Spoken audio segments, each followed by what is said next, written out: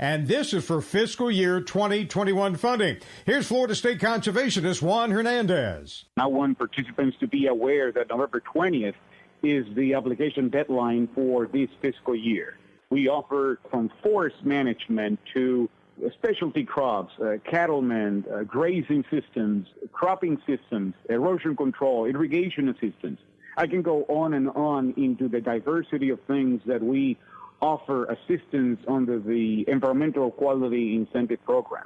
So for all producers interested, call their field offices and ask about the program. Now, through EQIP, ag landowners may receive financial and technical assistance to improve soil, water, air, plants, animals, and related resources. Eligible land includes cropland, rangeland, pasture land, private non-industrial forest land, and other farm or ranch lands. To learn more, you can go to the NRCS website. That's fl.nrcs.usda.gov or contact your local NRCS field office. If your soil could talk, what would it say?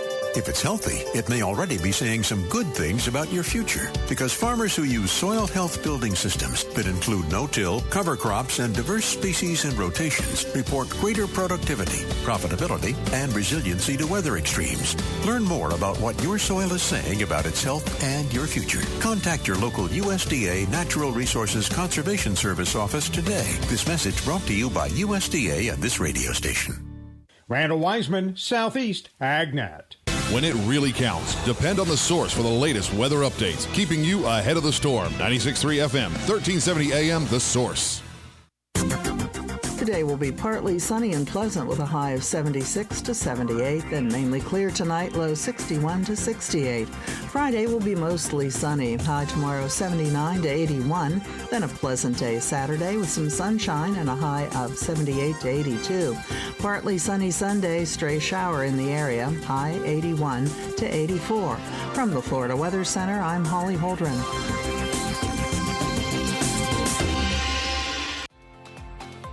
Finally, shipping made easy. Just Ship is your answer to your shipping aggravation. They come pick up your package and ship it for you. Birthday gifts, eBay sales, or an online return. Just Ship can handle all of them for you. Act now and you can save 20% on an annual subscription, which will take you through the 2020 holiday months. Go to www.justship.net now and take the aggravation out of shipping.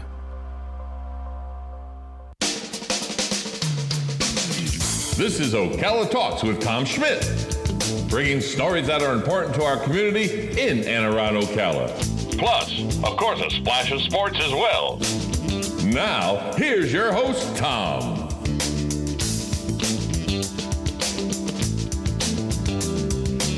Good Thursday morning. Welcome to Ocala Talks with Tom Schmitz. I am your host, Tom Schmitz, coming to you live from the palatial studios of WOCA Radio, just outside the food court entrance in the Paddock Mall in the Brick City, beautiful Ocala, Florida, on a overcast Thursday. Only 10% rain in the forecast, but still a little overcast, a little chilly. Going to warm up for the weekend. Guy who is professed to not like the cold weather at all. He joins us on the phone line now. Galen Unall from Life South. Galen, it's going to warm up for you come Saturday, so you can look forward to that. Yeah, thank God. I mean, I need my Thanksgivings in the mid to upper 80s. That's where I prefer my Thanksgiving. This whole thing about, you huddle around Thanksgiving. Nope. Not this guy. I would just keep moving south. Upper 70s. Upper 70s is good. Oh, no, that's a little cold. Like 56 right now. I've got my heater on all the way, and it's on level 2 fan. I just do not like cold weather. You know what you are? If this was a Saturday Night Live skit, Hans and Franz would say you were a girly man. I am a girly man, except you don't see me complaining when it's 102. You just don't. No, I like it at 102. I embrace it. I'm okay with 102. I love, and this is crazy, but, when I worked in my office, I've always got like a hoodie on. I'm the hoodie guy in the office, like year-round. Right. And I love getting in my car and that heat just warms me to the bone, and I love it. So you're really a dachshund, is what you are. You're a dachshund. That's right. I'm a small bred Pekingese or something. Yeah, you're a small dog. That's what you are. I'm probably closer to a Chihuahua because that's probably the closest thing to a Native American dog there is. Well, if a Chihuahua, definitely not a Husky. If a Chihuahua had the size of a pit bull, they would rule the earth. That's right. I do talk a lot, so maybe I am a Chihuahua. I just chatter constantly. So I hope that you're going to answer this the way I want you to answer it, but you never know. I ask the questions, you answer them how Galen answered them. Last night, the 2020 NBA draft finally took place. Yeah. I could care less. Please tell me you're the same way. Yeah, I don't. And here's why. One, the game has gone so international, and they're after the lottery picks. The teams just say, you know what? I don't want to spend a lot of money on this guy. We're gonna reach for a guy who's from Europe that nobody's heard of, who's really, really tall, can really, really shoot. Let's see what happens. Sometimes it works with a guy like Doncic, and sometimes it doesn't. Did you see there was a guy who in Greece, all right? He's 21 years old. He's played in the European basketball league, right, for the last 3 years. He averages 0.3 points a game. And he got drafted. But he's 7 foot. Right. But he's 21. You can't so teach it's not height. like this is a young kid. No. Can't teach height. I look at that, and I'm like, my gosh, I coached a guy 2 summers ago who was 7'1", and he was terrible. He really was. He couldn't catch, he couldn't rebound, but he's 7'1", and he got a Division I basketball scholarship, and everybody on the team, to a man, was better than him, and you're looking on the sidelines, and there are college scouts looking at him, and at the last 8 or 9 minutes, I really wanted to win this game because it was a tournament. And I pulled him out. And afterwards, one of the coaches was like, hey, I came to see him. And I'm like, yeah, well, I really wanted to win the game because I wanted to play in the finals. And I said, and he goes, I'm like, are you going to stick around? I'll let him start. I'll let you get a good, first half out of him. I'll play as much as I can. And he goes, no, I'm leaving. I said, okay, sorry. And the kid ended up going to that school. But it's amazing that, you can't teach 7'1". Well, the reason... And this kid had a 7'3" wingspan. Yeah. The reason I don't watch the NBA draft is the same reason I don't watch the Major League Baseball draft, which is really boring. It's the same reason, I don't watch the NFL draft. I don't do it. No, I don't anymore. I don't follow recruiting. I don't do any of that. No. You know what I follow? I follow recruitment of kids I know where it's a little more personable. Like my man George, I followed his recruitment. We talk. He was one of my players, so I think that's different. No. I talk to him every other day or so. That's different. Following a kid's recruitment because you know him is different than following the recruiting class at the University of Florida or the Florida State recruiting class, because you always hear about 3 stars and 4 stars and 5 stars. Sure. Well, that's just some company that's got a blog or a website that's trying to tell you. And if they say he's a 5-star, you're going to go to their website more often. It's a crapshoot. Right.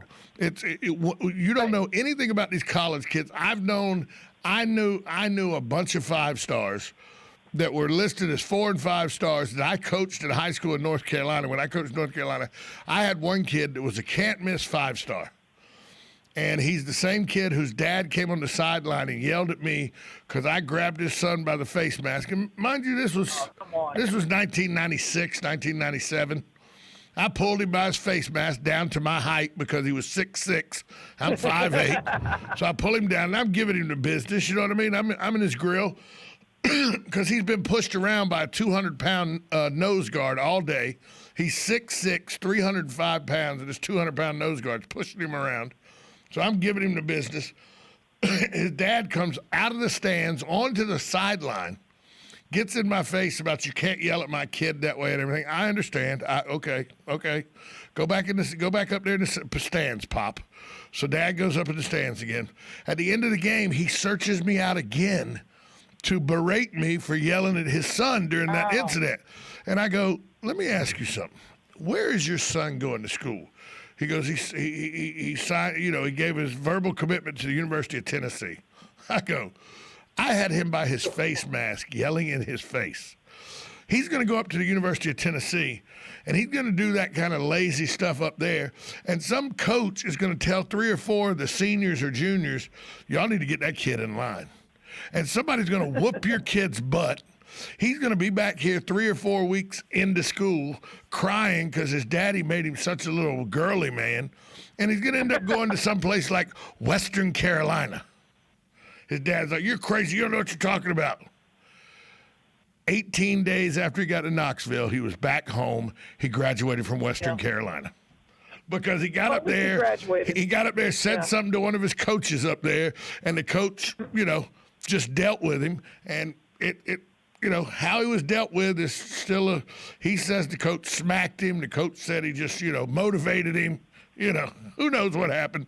But the kid came home and did exactly what I knew he would do because he didn't have even though he had 5-star ability, he didn't have the inner workings to be a 5-star. So that's why I don't put much stock into where kids go and, they're the number 1 recruiting class or they're the number 4 recruiting class. I tell you who doesn't get any big recruiting classes, Navy and Army. And right now in the last 5 or 6 years, they both had winning records. Army's really good right now. They don't have huge recruiting classes, but they have kids that will listen and do what the coaching staff coaches them to do. So I don't put a whole lot of stock in these drafts or these recruitings. I just don't. Well, back in the day, and you'll remember this, back in the 90s, they had these recruiting services and they were all fax, right? Oh, yeah. We're talking pre-email. And I had a buddy, Jeff Whitaker. He ran one, and he was in Alabama. And so if I got in, I was doing high school football, and if I got any tips in Jacksonville or Gainesville or Ocala, and I sent them to him, right? I would call him on the phone. He would give me $75 for any tips for any of his 3-star or higher if he could tell me where they were leaning, right? So, if I heard some scuttlebutt about some kid who was going to, Jacksonville Forest, for example, I'd call my boy Jeff, and Jeff would give me $75. And I quickly realized this is a scam. And so I ended up having like 3 or 4 of those connections, and that would augment my salary. So working at an AM radio station, you're not making a lot of bank. Wait, hold on. Joe and Dan told me I could get rich doing this. Well, that's because you own the hour and you're selling your own advertising. I didn't have time for that because I was trying to get to ESPN. And you realize your dreams aren't, what you really want isn't what you really want. You were wanting to be the next Stuart Scott's what you were saying. Is that what you're saying? No, never wanted to be Stuart Scott. I wanted to do play-by-play, and it just didn't work. I'll tell you this. I don't know if I've ever shared this. I was offered to become the voice of JU, and they were going to pay me. And this is in 1997. That's when they just introduced the football team, right? No, I think it was the year after, because at the time it was just basketball and baseball. Is all I was going to do because no, you're right. Because yes, Kerwin Bell had just showed up. That's they had announced it. But that's right. But they were going to start it, and so they were offering me, and I would have done all 3 sports, road, away, everything. They were going to pay me $16,000 a year. $16,000 a year. They would have taken care of my travel. Right. Right. And I would have eaten with the team, so my meals would have been covered, and my hotel would have been covered. But you know how many games that is? Yeah. There was like JU basketball plays like 36 games. Yeah. Baseball plays like 60 games. Plus any playoffs. And I'm like, and they're like, but you will have the ability to sell anything. And I'm like, how in the heck am I going to sell? You're going to be on the road all the time. I was going to be on the road like almost 200 days. Yeah, you got no time to sell have a game almost 200 days. And at the time, I wanted to be Mick Huber. Because, by the way, Mick Huber's one of the nicest human beings on the planet. He really is. You know, and he would talk to me, and I talked to Gene Deckerhoff. I mean, Gene Deckerhoff was my hero. Gene Deckerhoff Gene Deckerhoff is phenomenal. He may be the best play-by-play guy that does what he does, because people don't realize this unless you're really a follower of the Florida State Seminoles and the Tampa Bay Buccaneers. Deckerhoff during football season, I don't think he sees the inside of his home, but maybe 2 days between October and January. Well, you know, and Gene said you're going to have to ask yourself this: am I willing to sacrifice 3 years of my life to get to the next level? And he said, Galen, the next level is probably going to be some school out in Podunk, Texas. He goes, now JU's a Division I basketball team. If they make the NCAA tournament and your call gets on ESPN, it could change your life. He said, but if you're going to do it, you have to go all in. And at the time, you know, I had the radio show in Jacksonville, and I was making more than that, and I would have had to give it up. And I just, because you can't do a morning radio show. No, and do late night games and do all that. I know guys do it, but they don't do it really well. Like the guy from Auburn did it for a long time, but he had an afternoon show. That's a little easier. Yeah. Yeah, and I didn't want to give up that. Well, I didn't know Disney Channel was going to buy out the station in 6 months. But yeah, I almost became the voice of JU. So that was my dream for a very long time. Now you know my dream is to become a lounge singer. That's what my future is. Hey, speaking of dreams, let's pay some bills by people who could put in a dream floor, or people at health and rehabilitation centers. I'm talking about the folks at Penn Flooring and Palm Gardens. We'll be right back after this short timeout. You're listening to I almost said it. You're listening to Ocala Talks with Tom Schmitz, Galen Unall from Life South. We'll be right back after this timeout. Hi, this is JP from Penn Flooring here in Ocala. I would like to invite you to come in and visit our spacious showroom where we have solutions for every style and budget. From wall-to-wall carpet to hardwood floors and tiles, we have an unsurpassed selection of flooring. At Penn Flooring, we've provided quality customer service with a family touch for over 25 years. Visit our website at pennflooring.com or come by our showroom, 1201 Southwest 17th Street, just over the bridge. Penn Flooring, quality customer service with a family touch. This is the time of year to count our blessings and to give thanks, and at Palm Garden, we're thankful for a lot.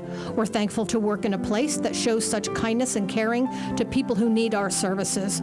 We're thankful for the opportunity to learn life stories and celebrate them. Most of all, we're thankful for our precious guests and residents.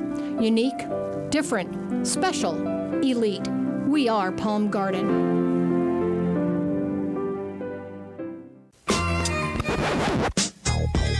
Now you did it. Are you completely insane? He's back. He, who must not be named. The man, the myth. The only guy in Ocala to eat his own weight in fried pickles. Twice. Now, you asked for it. Sorta. Live and in person. It's Tom Schmitz. Welcome back to Ocala Talks with Tom Schmitz. On a Thursday morning, we're talking with Galen Unall from Life South. Let's go back out to the phone lines. Galen, also today, yesterday it was announced, Theo Epstein, who came to fame with the Boston Red Sox as their general manager, then moved over after he broke the curse of the Bambino. He moved over to Chicago and took the Cubs to prominence and broke the curse of the, I forget the lady's name, her cow kicked over. Her cow kicked over They have a cat. Yeah, they got all kind of things in Chicago. They have a cat. They got a sheep, and then of course they had the most, arguably the most famous fan of all time. Steve Bartman. Correct. I forgot how good you are at trivia. I'm pretty good at trivia. So I forget.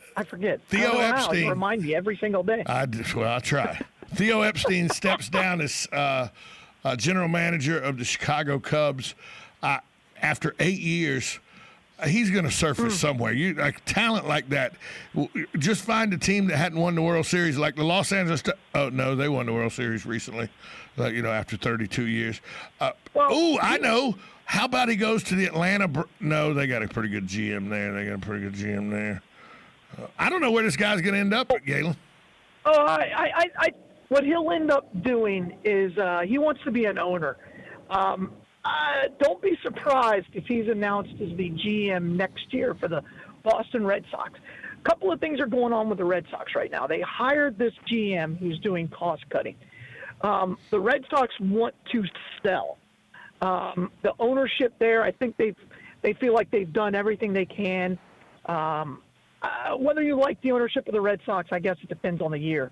But they're going to be looking to sell next year, and I think a group is going to surround the GM, and he will become the owner, the president, and therefore will be the acting general manager. So I think Epstein will be back. And by the way, the guy's changed the game, and he had a great interview. There was an article written about him that came out, I think it was from The Athletic yesterday. And he goes, I can now see my mark on the game, and I'm not proud of all of it.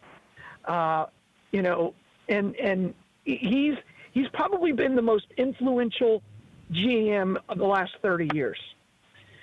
I just think he has. Dave Dombrowski's been up there. John Sherholtz from the Braves has been up there, but I think he's been the most influential GM of the last 30 years. He's definitely been the most influential GM of the 2000s, without a doubt.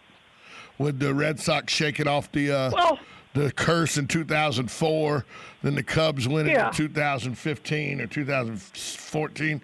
He's definitely the GM of the 2000s. I don't know that you can say the 90s was ruled by Sherholtz. Right, but you got to remember, Sherholtz only won with one team, and how long did it take him to build that team?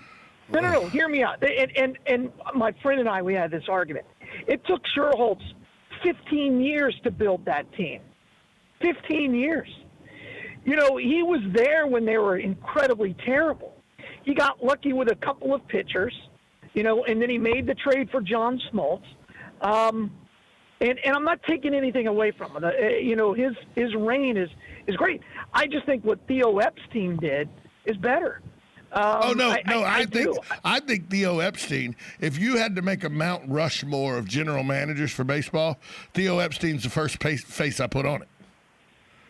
I mean, of modern baseball, the last 30, 40 years. All right, so going back, Branch Rickey's on there. Oh yeah, as a general manager. I need to think. I guess it depends on what the modern era is. Well, and I'm going to put anything from Babe Ruth on. Post World War II. Right. How about that? Okay. Then you got to put Branch Rickey on there, because Branch Rickey did something nobody else did. He integrated baseball. Well, and not only that, he put winners on the field. Yeah. Moved that team from New York.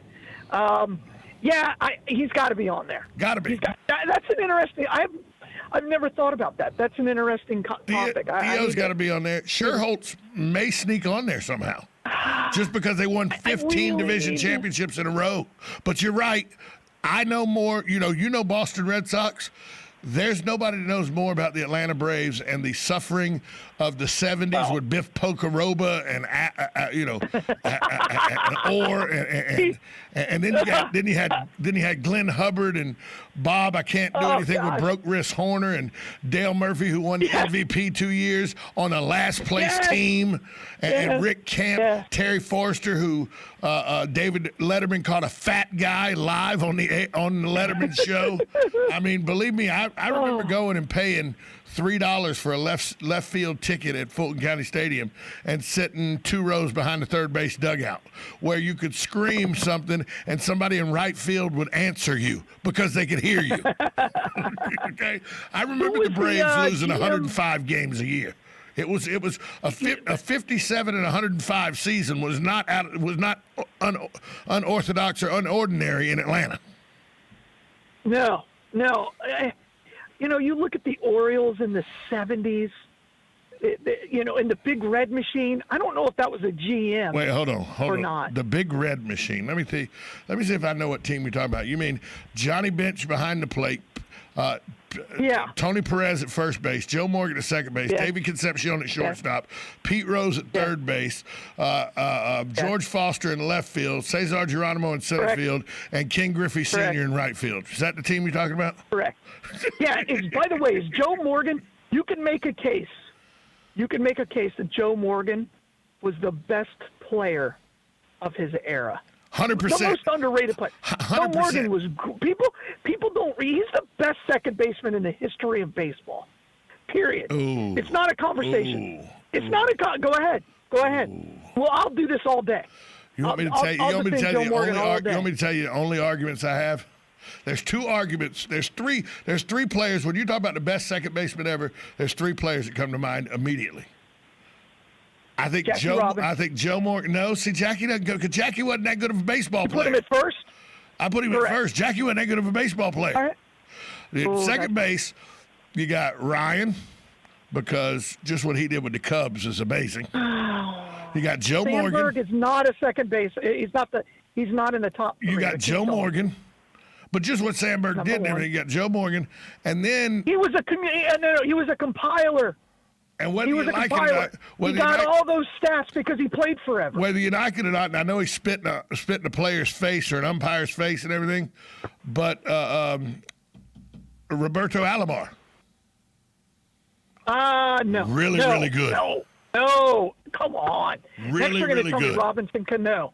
Robinson Cano is a better baseball player than him.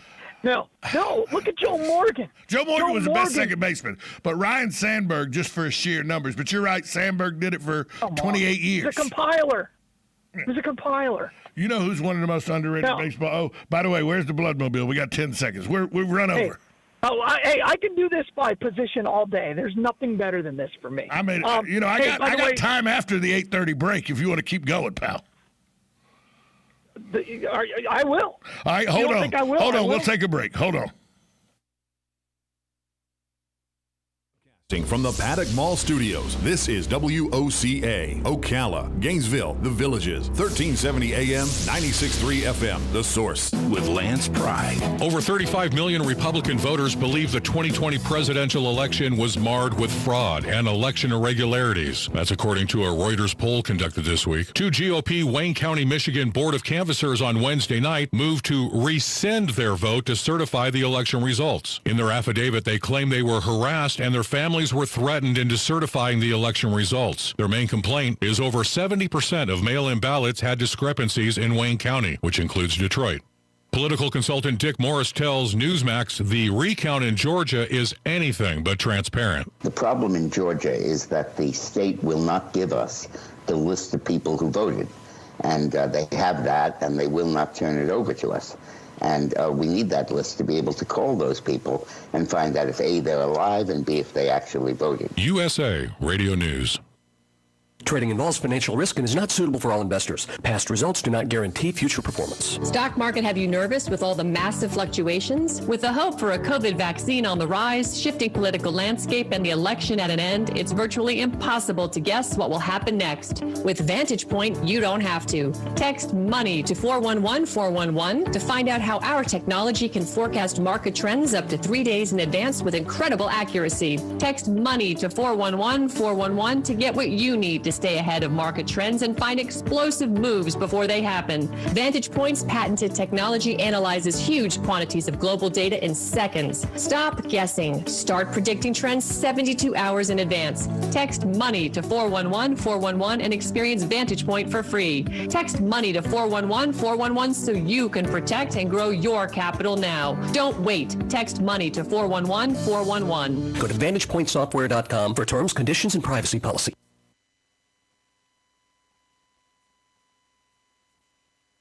Tell you not to attend Ocala Civic Theatre's production of A Christmas Carol. It is full of Christmas cheer. This holiday travesty is live on stage at OCT November 19th through December 20th. Unless you wish your family to be filled with hope and joy, do not call 352-236-2274 for tickets. And to those who do not heed my warning to avoid A Christmas Carol at OCT, I say, bah, humbug! You're getting ready to move and you work hard. That's why you call Two Men in a Truck, 352-289-0666. You need pros. Trained professional moving experts to do the heavy lifting for you. That's why you call Two Men in a Truck, 352-289-0666. They care about your things as much as you do, and they do it fast and right. That's why you call Two Men in a Truck, 352-289-0666. Visit twomeninatruck.com and get moving. Two Men in a Truck. Hi, Matt Wilkerson here, your Verizon representative with news that will hum your car, make it smart and safe. How? With the new Hum device by Verizon. You can rest assured you're never alone. Flat tire? Lost? Accident? For $10 a month, Hum by Verizon has you covered. And I will come to you in Marion County to install the Hum for free. Time to call me at 352-528-0020. Are you ready to hum along? Call 352-528-0020. Howdy, folks. RL here for Dairy Queen again to tell you about what's hot and what's not. Dairy Queen has some of the best char-grilled chicken breasts on earth, as well as their chicken breast salad. And the burgers are exceptional, cooked on a real grill